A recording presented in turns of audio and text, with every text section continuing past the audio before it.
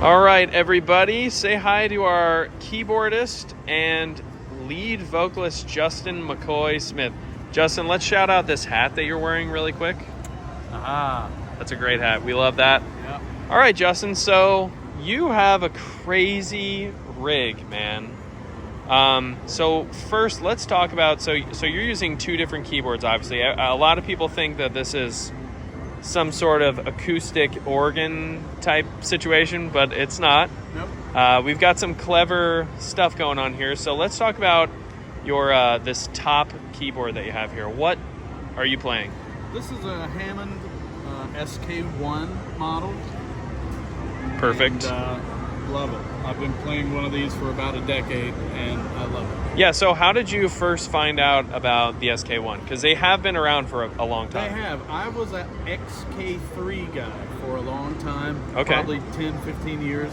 And then I saw all the players in Nashville coming home with these little SK1s Yeah. that weighed about a quarter that the XK3 did. Sure. And so I was like, I got to check this out. And sure enough, the tones were just, it was newer. It was over a decade newer, so it was Right. truer to the real thing. And Right. I had to have it.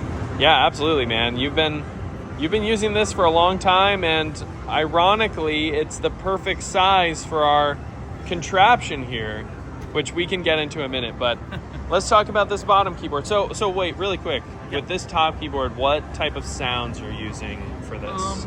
I use I've edited the factory jazz setting, which is very much like, so when we go to this number 2 here, to the jazz tune setting, Yep.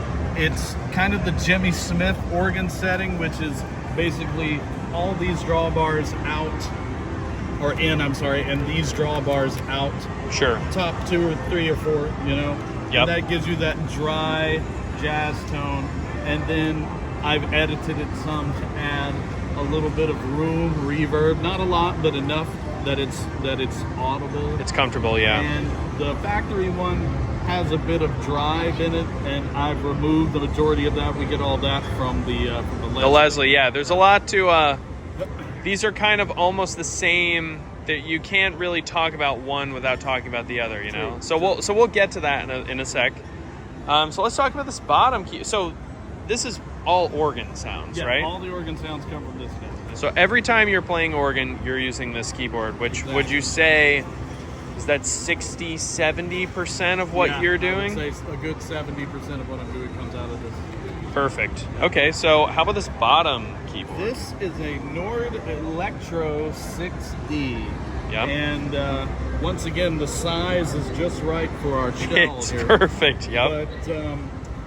But the grand piano sound and the electric piano sounds, I've been playing Nords since early 2000s. Yeah. And I started with the Nord Electro 2, and this is the 6.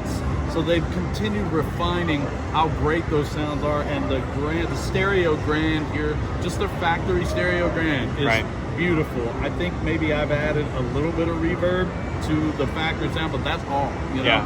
And it's gorgeous. And then I use kind of their standard Fender Rhodes, and I remove all the effects that they put on it and just play it dry. Yep. Maybe a little bit of reverb, but that's all. Yeah. I like their kind of dry Rhodes and their dry Wurlitzer. And I think that's with end of the line, it's all piano, Wurlitzer, Rhodes. Perfect. And so give me an example of songs where you're playing the Rhodes versus the Wurlitzer versus the piano. Okay, the piano would be Ain't Wasting Time No More. I play the piano on One Way Out. I play the piano on Come and Go Blues. Right. I play the Rhodes sound on Stand Back. Yep. I play the Wurlitzer sound because that's what Chuck Leavell played on the Brothers and Sisters stuff. So let's see, what am I thinking of? Well, Blue Sky. Yep. I use it on Blue Sky, which is the E to Peach. And, well, actually, it's E to Peach stuff. Yeah, Blue Sky and Melissa. I use Yep. the Wurlitzer sometimes. Awesome. And so what would you say in terms of, because there's a whole nother portion to your rig that we'll get into. There, you wear a lot of hats in this band. You sit in one bench, but you're wearing a lot of hats. Right. What would you say when you think in the context of a set list? is something where you know it's coming and you're like, oh shit, I better make sure I get this transition, or I better make sure I get this? Definitely Jessica. I think of Jessica, the piano parts on Jessica, a lot of important transition parts that either harmonize the guitar parts or lead with the piano solo in the middle, or kind of complement what the guitars are doing, the guitar melody. So Jessica, I feel like I'm having to think a lot. Some of the piano parts in Come and Go Blues, so there you go. Two brothers and sisters tunes that were played by Chuck Leavell, and especially with like Come and Go, because I'm having to sing the Greg parts. I do some of the Greg organ parts, but then mostly I'm doing the Chuck piano part while I'm singing the Greg parts. That's it's crazy. It's interesting. I feel like with some of the New Brother stuff, you know, Greg is Greg and Chuck is Chuck, and so when we play these songs, we try to bring that full experience to everybody, and so you are a big part of that sound. So it's really impressive watching you do all this stuff. So what would you say? So you'd probably say that any of the Chuck songs would be the most demanding use of the bottom keyboard, right? Yeah. And how about with the organ stuff? You know, trying to come up with original statements on songs like the solo to Elizabeth Reed and the solo to Mountain Jam, because I want to find that fine line of paying tribute to the parts that Greg played, and I'll quote some of Greg parts, the organ solo to Hot Atlanta. Half of that I will quote exactly what Greg played, and then the other half I try to extemporize on it and improvise something that's in the same feel, but it's just something that I would naturally more come up with myself. You know? Yeah, absolutely. It's important to keep like an original take on the stuff. Exactly. But also continue to respect the legacy and all that. Exactly. All right, so let's talk about, well, really quick, this might be a good segue. What the hell does this thing do? This is the official Leslie branded, where you can switch from the chorale, which is the slow Leslie spin, to the tremolo, which is the fast. Yeah, so let's switch it to stop it. So switch it to slow. So that's in slow mode right now. So actually go to stop. Okay, so this is the Leslie. So that is switch is controlling this Leslie. So that's not moving. Now switch it to slow speed. Okay. Awesome. Now switch it to fast speed. Yes. There you go. So that thing really is moving. So there was a period of time where you weren't using a Leslie, and now you're using this Leslie, which is the Hammond Studio 12 model. Yep. We're pretty much just using the clean channel, and we're getting a lot of the drive. Luckily, we can turn this thing up and get it loud and get some natural breakup happening. Tell us about your experience. Like, what made you choose to go the jump? You know, this SK1, they you know, have decent simulators probably at the time. They do. As far as the simulators go, the one on the SK1 is not bad. But one of the gigs we played very early on, I got to borrow one of these. Right. And as soon as I heard it, I was like, oh, that's the real thing. It's got a tube in it, so it's got that warmth that only a tube can provide you. Yeah. Combined with the spinning rotor in there. Right. And so when you put the two together, it's just, that's the classic tone. That's Greg's tone. Sure. And it's a warmth that you can't quite get from the digital sound. It's a little colder and a little more artificial to the ear.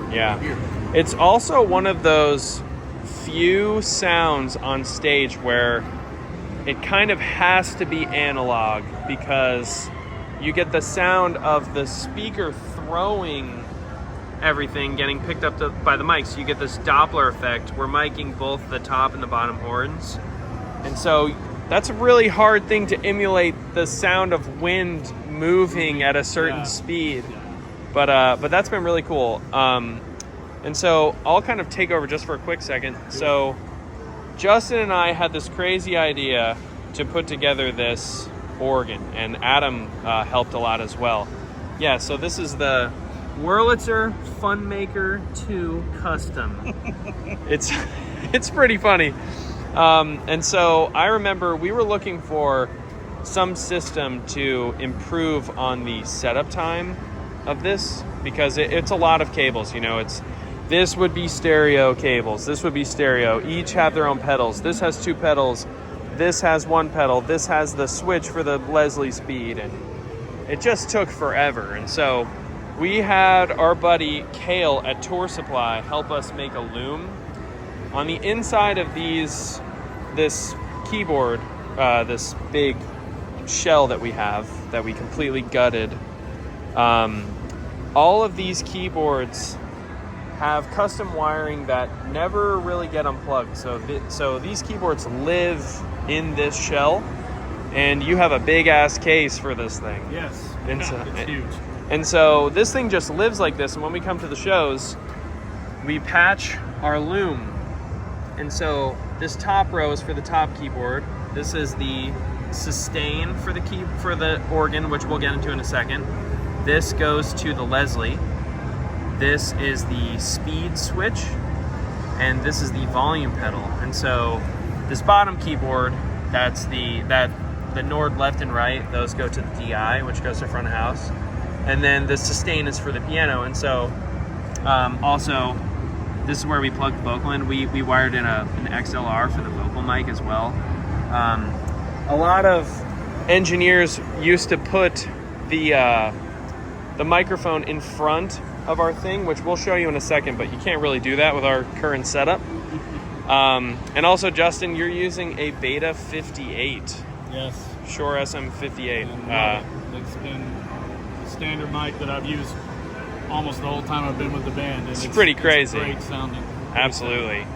And so I want to run through your pedals really quick. So you have 3 pedals. Now, why don't you tell everybody what each pedal does and how you're using them? Okay, so this one is a special case.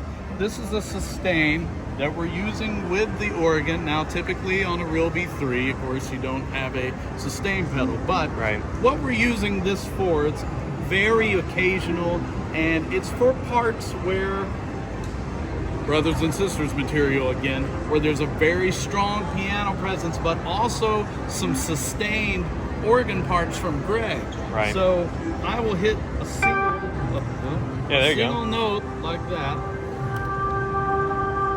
and then I'm holding it out down here. Sure. With that sustain pedal, see, no longer playing. And then I can do this. I can continue to play my parts. Perfect. And so while you're having that depressed, you can still edit the drawbar sounds as well, right? Exactly. I'll show you.